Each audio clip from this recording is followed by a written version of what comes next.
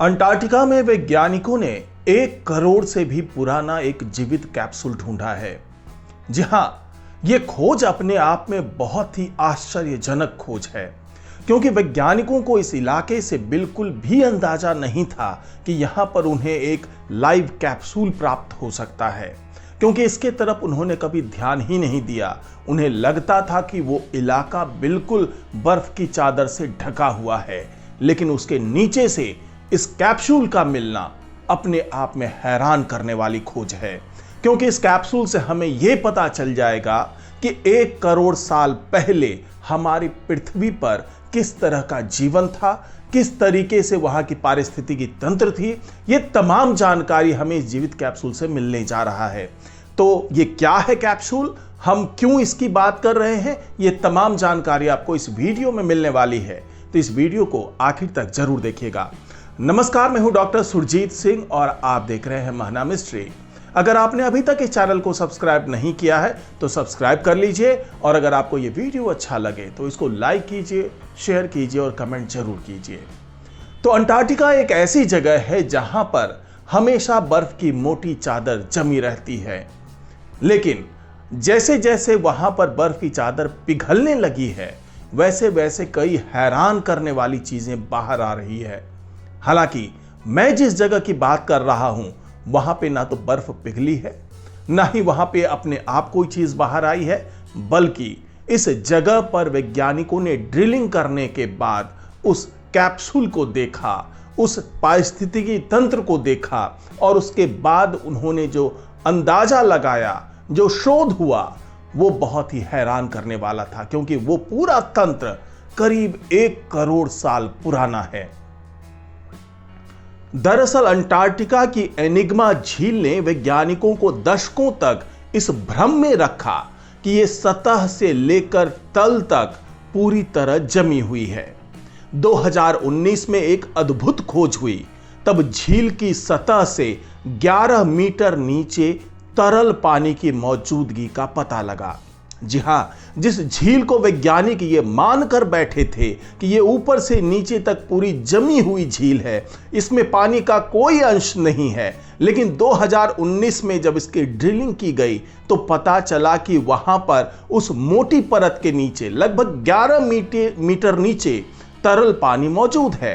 अब वहां पर एक अनोखा और प्राचीन इकोसिस्टम मिला है। वैज्ञानिकों ने ऐसे अनोखे सूक्ष्म जीवों के नमूने हासिल किए हैं जो 9 मीटर यानी कि लगभग 30 फीट से अधिक ठोस बर्फ के नीचे तरल ताजे पानी के एक बड़े चैम्बर में जीवित बचे हुए हैं।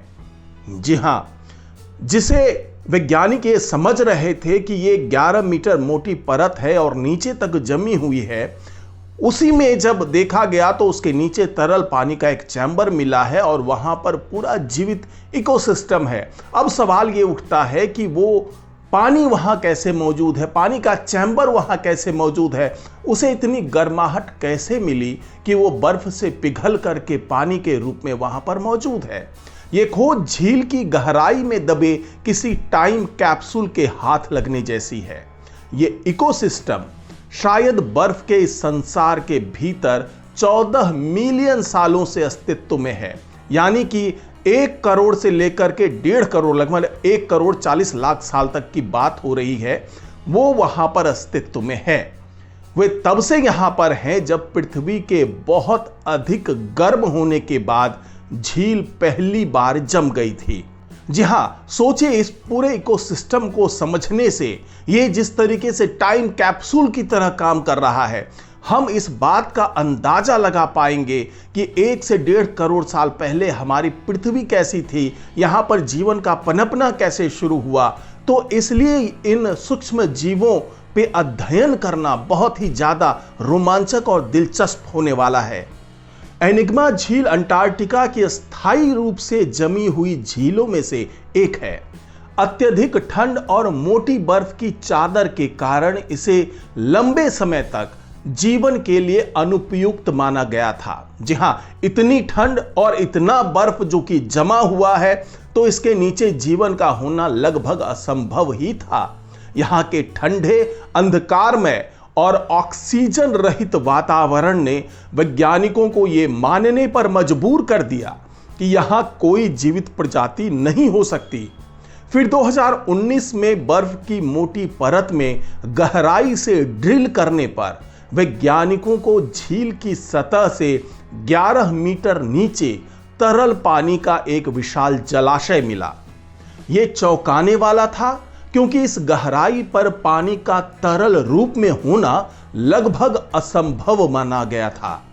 शोधकर्ताओं के अनुसार पृथ्वी की आंतरिक गर्मी और बर्फ के नीचे दबाव ने इस पानी को जमने से रोका। जी हां, पृथ्वी का जो इंटरनल हीट है और जो ऊपर से प्रेशर आ रहा है बर्फ का, उसके कारण यहां पर इतना हीट जनरेट हुआ कि वहां पर जो तरल पानी है वो बर्फ में कन्वर्ट नहीं हो पाया और वो पानी के रूप में ही वहां पर मौजूद रहा। एनिग्मा झील का सबसे रोमांचक पहलू इसका बर्फ के नीचे छिपा हुआ प्राचीन इकोसिस्टम है। वैज्ञानिकों ने झील के पानी में माइक्रोबियल जीवन के सबूत खोजे जो लाखों सालों से पृथ्वी के बाकी हिस्सों से पूरी तरह अलग थलग है। ये सूक्ष्म जीव कठोर इकोसिस्टम में भी जीवित रहने की अद्भुत क्षमता रखते हैं। इस खोज का महत्व केवल पृथ्वी तक ही सीमित नहीं है, यह उन संभावनाओं की ओर इशारा करता है कि बर्फीले ग्रहों और चंद्रमाओं जैसे यूरोपा यानी कि जो जुपिटर का मून है और जो शनि का मून है इनसेलेडस, उस पर भी जीवन हो सकता है, क्योंकि दोनों ही उपग्रहों पर, दोनों ही चांदों पर लगभग ऐसा ही माहौल है। अगर हम यूरोपा की बात करें तो उसके बारे में यह माना जाता है कि वहां पर 35 किलोमीटर मोटी बर्फ की परत है और उसके नीचे एक महासागर मौजूद है, और लगभग ऐसा ही हाल इनसेलेडस पे भी है जहां पर मोटी जो बर्फ की परत है वो मौजूद है और उसके नीचे पानी के तरल अवस्था में मौजूद होने की संभावना जताई जा रही है, उम्मीद जताई जा रही है। लेकिन वैज्ञानिक ये अब मानने को विवश हो चुके हैं क्योंकि उन्हें ये सबूत हाथ लग गए हैं। अगर पृथ्वी पर ऐसे ही थोड़े बहुत कंडीशन वाले झील जिनकी इतनी मोटी बर्फ की परत है उसके नीचे पानी अगर मौजूद है और वहां पर माइक्रोबियल लाइफ मौजूद है, तो वैज्ञानिक अब ये मानने को मजबूर हैं कि अगर ऐसी स्थिति उन चंद्रमाओं पर है तो ऐसी स्थिति में उन चंद्रमाओं के पानी में भी किसी तरह का जीवन मौजूद हो सकता है। अगर हम बात एनिग्मा झील की कर रहे हैं तो वो ये दिखाती है कि जीवन उन जगहों पर भी पनप सकता है जहां इसे असंभव समझा जाता है। यानी वैज्ञानिक ये मानकर चलते हैं कि इतनी मोटी बर्फ की परत के नीचे ऑक्सीजन की मौजूदगी नहीं होगी, और ऑक्सीजन की मौजूदगी नहीं होगी तो वहां पर किसी तरह का कोई जीवन पनप नहीं सकता। लेकिन एनिग्मा झील के इस उदाहरण से हम ये मानकर चल सकते हैं कि जिन हम एक्सोप्लैनेट की भी बात कर लें या फिर हम अपने यहाँ के ग्रह के चंद्रमाओं की बात कर लें तो वहाँ पर भी अगर एनिग्मा झील जैसी कोई स्थिति है तो वहाँ पर भी जीवन की मौजूदगी से इनकार नहीं किया जा सकता। वैज्ञानिक अब यहाँ के इकोसिस्टम का और गहराई से अध्ययन करना चाहते हैं। ये जानना जरूरी है कि सूक्ष्म जीव कैसे ऊर्जा उत्पन्न करते हैं, क्योंकि जिस जगह पर यह पूरा इकोसिस्टम मौजूद है वहां पर ऊर्जा कैसे आया, ऊर्जा कैसे वो उत्पन्न कर रहे हैं सूक्ष्म जीव अपने जीवन यापन के लिए, ये एक बहुत बड़ी खोज साबित हो सकती है। और ये किस प्रकार की जैविक प्रक्रियाएं यहाँ पर सक्रिय है, और ये अध्ययन न केवल पृथ्वी के इकोसिस्टम को बेहतर तरीके से समझने में मदद करेंगे बल्कि ब्रह्मांड में जीवन की खोज के लिए नए रास्ते खोलेंगे। जी हां, एनिग्मा झील का ये पूरा इकोसिस्टम जहां पर ढेर सारे माइक्रोबियल मौजूद है, वहां पर माइक्रोबियल लाइफ मौजूद है, अपने आप में हैरान करने वाला खोज है। और साथ ही वैज्ञानिक इसे टाइम कैप्सूल बता रहे हैं। टाइम कैप्सूल इसलिए क्योंकि इसके अंदर 1 करोड़ से ज्यादा पुराना जो पृथ्वी का इतिहास है वो मौजूद है। क्योंकि वैज्ञानिकों को इस अनटच्ड इकोसिस्टम को समझने के बाद, उस पे सैंपल निकालने के बाद और उसका अध्ययन करने के बाद ये बात समझ में आ जाएगी कि 1 से 1.5 करोड़ साल पहले पृथ्वी पर जो हालात थे और जो इतनी मोटी बर्फ की परत जमी हुई थी, उसके नीचे जो जीवन पनप रहा था, क्या ऐसा माना जाए कि ऐसी ही स्थिति के बाद धीरे धीरे पृथ्वी पर जीवन विकसित हुआ, ऐसे कठोर वातावरण होने के बावजूद? तो इसलिए वैज्ञानिकों के लिए ये शोध, ये रिसर्च बहुत जरूरी है और इससे वैज्ञानिकों को बहुत ज़्यादा जानकारी मिलने वाली है हमारे पृथ्वी के इतिहास के बारे में भी और ऐसे सूक्ष्म जीवों के बारे में भी जो उस दौरान हमारी पृथ्वी पर मौजूद थे। तो आज की रिपोर्ट में फिलहाल इतना ही। नमस्कार।